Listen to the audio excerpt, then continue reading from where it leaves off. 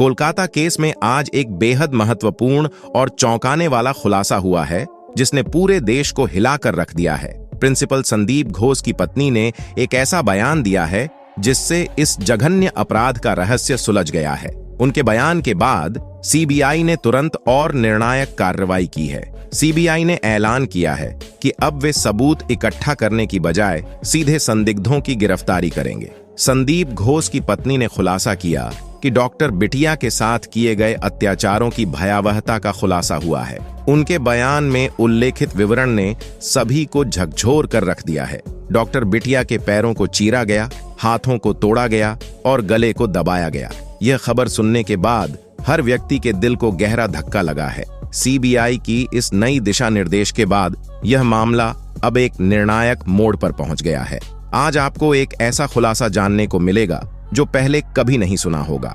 हाल ही में हुए खुलासे ने यह स्पष्ट कर दिया है कि बिटिया रानी के साथ हुई जघन्य घटनाएं सेमिनार हॉल में नहीं हुई थीं। जी हां, यह खुलासा यह बताता है कि सेमिनार हॉल केवल एक बहाना था जो इस पूरे कांड को छुपाने के लिए इस्तेमाल किया गया। जानकारी के अनुसार सीबीआई को एक महत्वपूर्ण सबूत और सीसीटीवी फुटेज प्राप्त हुआ है। यह फुटेज इस बात को दर्शाता है कि बिटिया रानी के साथ जो कुछ भी हुआ वह सेमिनार हॉल के भीतर नहीं हुआ था। जब आप इस वीडियो में इन सबूतों को देखेंगे तो यकीनन आपके पैरों तले जमीन खिसक जाएगी। सीबीआई ने बताया कि वे पिछले 1 महीने से इस केस की जांच कर रहे थे, लेकिन उन्हें कुछ भी ठोस नहीं मिल रहा था। असल में जिस सीसीटीवी फुटेज को वे लगातार खंगाल रहे थे वह पूरी तरह से नकली था। सबसे चौंकाने वाली बात यह है कि असली CCTV footage principal Sandeep Ghosh के ऑफिस से मिला है। इस महत्वपूर्ण खुलासे का श्रेय पूरी तरह से प्रिंसिपल की पत्नी को जाता है। उन्होंने सीबीआई के सामने जो फुटेज का क्लिप सौंपा उसने पूरे मामले को पूरी तरह से स्पष्ट कर दिया है। अब केस का सच पूरी तरह से उजागर हो गया है और हर बात की सच्चाई सामने आ चुकी है। आज सीबीआई ने एक ऐसे खुलासे के साथ सामने आई है जो इस केस की पूरी तस्वीर को बदल देगा। नए सबूतों के अनुसार सीबीआई ने खुलासा किया है कि बिटिया रानी के साथ किए गए जघन्य अपराधों के बाद उसे सेमिनार हॉल के अंदर पहुंचाया गया और वहां एक पूरी घटना का दृश्य तैयार किया गया। अब सवाल यह उठता है कि इस केस में कितने लोग शामिल थे और कैसे यह पूरा दृश्य तैयार किया गया। सीबीआई ने बताया है कि संजय रॉय जैसे एक अलग व्यक्ति को इस पूरे घटनाक्रम का हिस्सा बनाकर पेश किया गया। आज की रिपोर्ट में सीबीआई ने उन 20 लोगों की पहचान कर ली है जो इस मामले में संलिप्त थे और जिन्हें जल्द ही गिरफ्तार किया जाएगा। प्रिंसिपल संदीप घोष की पत्नी ने इस मामले में एक महत्वपूर्ण भूमिका निभाई है। उनका कहना है कि अगर एक औरत दूसरे औरत के दर्द को नहीं समझेगी तो कौन समझेगा। उनकी जानकारी और सहयोग ने सीबीआई को इस केस में अहम सुराग प्रदान किए हैं। सीबीआई के पास अब ऐसा सीसीटीवी फुटेज मौजूद है जो न केवल अपराधियों की पहचान करता है बल्कि यह भी दिखाता है कि इस पूरे घटनाक्रम को कैसे अंजाम दिया गया। इस वीडियो में हम जानेंगे कि किस प्रकार के सबूत मिले हैं और संजय रॉय की कहानी कितनी सच्ची और कितनी झूठी थी। वीडियो शुरू करने से पहले आप सभी से निवेदन है कि अगर आप बिटिया रानी को इंसाफ दिलाना चाहते हैं तो कमेंट बॉक्स में वी वांट जस्टिस जरूर लिखें और इस वीडियो को लाइक करें। आपका एक लाइक न केवल हमारे प्रयासों को समर्थन देगा बल्कि यह भी दर्शाएगा कि करोड़ों लोग बिटिया रानी के साथ खड़े हैं। बेटी को लगेगा मेरा परिवार, मेरे माँ बाप आज मेरे लिए न्याय की जो लड़ाई लड़ रहे हैं उसमें मैं वह अकेले नहीं बल्कि भारत के हर एक भाई बहन मौजूद हैं। तो तुरंत चैनल को सब्सक्राइब करके और इस वीडियो को लाइक करके बिटिया रानी को अपनी सच्ची श्रद्धांजलि अर्पित करें। तो सीबीआई पिछले 1 महीने से कोलकाता केस की गहराई से जांच कर रही थी, लेकिन इस पूरे मामले की कुंजी प्रिंसिपल संदीप घोष की पत्नी के हाथ में थी। उन्होंने हाल ही में खुलासा किया है कि उनके पास एक अत्यंत महत्वपूर्ण सीसीटीवी फुटेज है जो पूरे केस को पूरी तरह से स्पष्ट कर देगा। जानकारी के अनुसार जब संदीप घोष सुबह अस्पताल पहुंचा था तो उस समय का फुटेज सीबीआई के हाथ में था, लेकिन इसके अलावा एक और फुटेज सामने आया है जो इस केस की दिशा को बदल सकता है।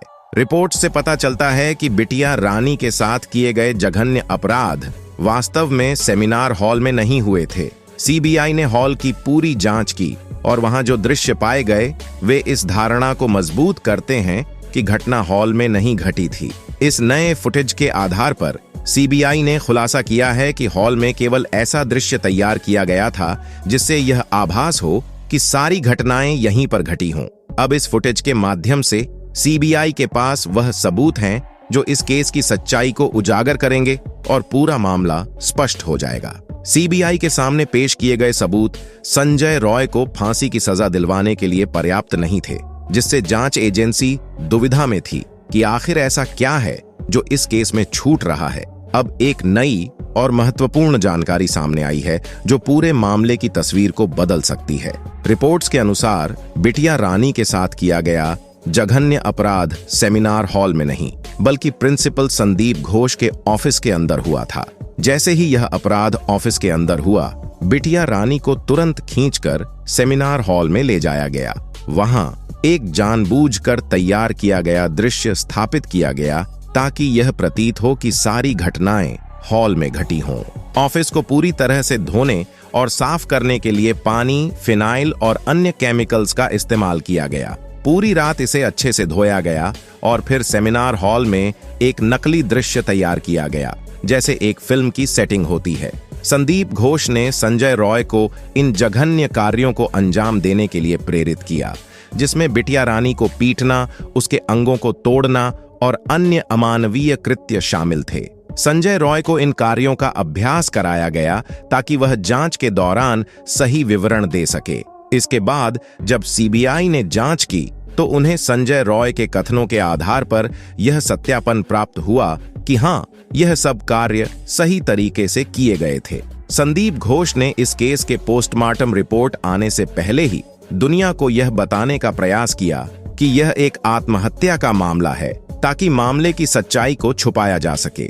इस तरह से पूरे मामले को गढ़ने और सच्चाई को छुपाने की एक पूरी योजना बनाई गई थी। हालिया खुलासों ने इस मामले की गंभीरता को और बढ़ा दिया है। प्रारंभिक रिपोर्टों के अनुसार बिटिया रानी की मौत को आत्महत्या के रूप में प्रस्तुत किया गया था, लेकिन बिना पोस्टमार्टम रिपोर्ट के यह दावा कैसे किया जा सकता है? प्रारंभिक संकेतों से ही यह स्पष्ट था कि यह घटना आत्महत्या की नहीं बल्कि एक संगठित अपराध की थी। यह हत्या की एक सुनियोजित साजिश का परिणाम प्रतीत होती है, जिसे आत्महत्या का रूप देने की कोशिश की गई। जब यह केस सामने आया तो इसे दबाने की हर संभव कोशिश की गई। ऐसा लगता है कि संदीप घोष ने इस अपराध को छुपाने के लिए अपने वफादार सहयोगी संजय रॉय को पैसे दिए और निर्देशित किया कि वह घटनाओं को उसी तरीके से प्रस्तुत करे जैसा उसे बताया गया था। संजय रॉय को यह आश्वासन दिया गया था कि यदि वह इस सब को सही तरीके से निभाएगा तो संदीप घोष उसे भी सुरक्षा प्रदान करेगा और मामले को संभाल लेगा। पुलिस को बुलाकर जो दृश्य प्रस्तुत किए गए वे उन लोगों से भरे हुए थे जो जांच प्रक्रिया में शामिल थे। हालांकि डिप्टी एएसपी और ईएसपी ने यह दावा किया कि वहां मौजूद लोग पूरी तरह से उचित थे और जांच में उनकी उपस्थिति वैध थी। दूसरी ओर एक और मार्मिक और चौंकाने वाली खबर आई है। पीड़िता की मां ने स्पष्ट आरोप लगाया है कि पुलिस ने उस दिन ही इस केस को दबाने का प्रयास किया था जब वह अपनी बेटी को देखने गई थी। इस दर्दनाक घटना को समझने की कोशिश करें। पीड़िता की मां को फोन पर कुछ और जानकारी दी गई, जबकि वास्तविकता बिल्कुल अलग थी। जब वह पहुंची तो उसे अपनी बेटी से मिलने के लिए 3 घंटे तक इंतजार कराया गया। यह स्थिति न केवल पीड़िता की मां के लिए अत्यंत कठिन थी, बल्कि यह पूरी जांच प्रक्रिया की गंभीरता को भी दर्शाती है। इस घटना ने दर्शाया कि न्याय की खोज में पीड़िता के परिवार को किस हद तक कठिनाइयों का सामना करना पड़ा।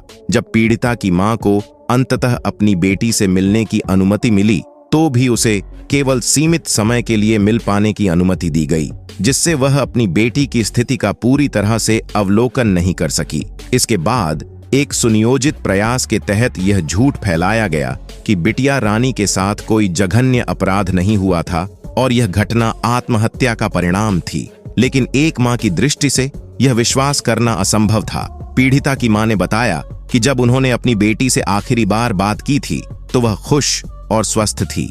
परिवार में शादी की तैयारियां चल रही थीं और उनके लिए लड़के खोजे जा रहे थे। अचानक ऐसी स्थिति में बदल जाना असंभव लगता है।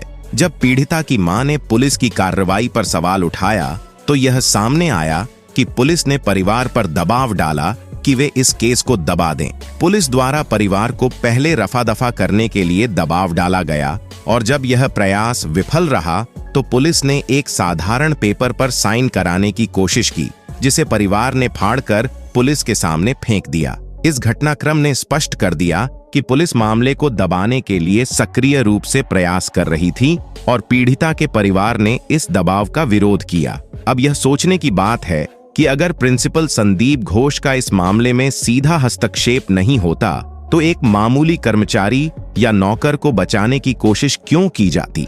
संदीप घोष एक मेडिकल कॉलेज के प्रिंसिपल के रूप में कई उच्च स्तरीय अधिकारियों के समान शक्तियों और संसाधनों के साथ आते हैं। यह स्थिति यह दर्शाती है कि इस मामले में कुछ गहराई से जुड़ी हुई बातें हैं और यह घटना एक सामान्य स्कूल की घटना से कहीं अधिक जटिल और गंभीर है। इस प्रकार यह स्पष्ट हो जाता है कि प्रिंसिपल संदीप घोष के पास केवल एक साधारण शिक्षा का पद नहीं था, बल्कि उनके पास पर्याप्त संसाधन और प्रभाव थे जो इस केस की जटिलता को बढ़ाते हैं।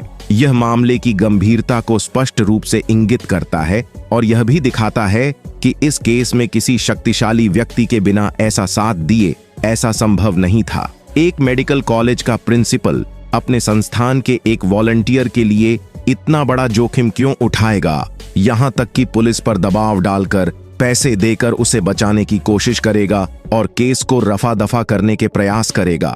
यह सवाल स्वाभाविक रूप से उठता है कि पोस्टमार्टम रिपोर्ट के बिना ही वह आत्महत्या का दावा क्यों करेगा, जबकि उसकी अपनी नौकरी भी दांव पर लगी हुई है। यदि आप इन सभी घटनाओं को जोड़कर सोचें तो यह स्पष्ट हो जाता है कि मामला जितना सीधा प्रतीत होता है उतना है नहीं। प्रिंसिपल संदीप घोष की पत्नी ने जो सीसीटीवी फुटेज प्रदान किया है वह इस मामले की गंभीरता को उजागर करता है। इस फुटेज में स्पष्ट रूप से देखा जा सकता है कि घटनाएं कैसे घटित हुईं और किसने क्या किया। अब गिरफ्तारियों की संख्या 20 तक पहुंचने की संभावना है, जो इस बात को और अधिक प्रमाणित करती है कि यह केस एक जटिल और गहरा षड्यंत्र है। इस प्रकार प्रिंसिपल के इस प्रयास के पीछे कुछ निहित कारण हो सकते हैं जो इस केस की सच्चाई को उजागर करने के लिए महत्वपूर्ण हो सकते हैं। तो आज के वीडियो के बस इतना ही, मिलेंगे अगली वीडियो में।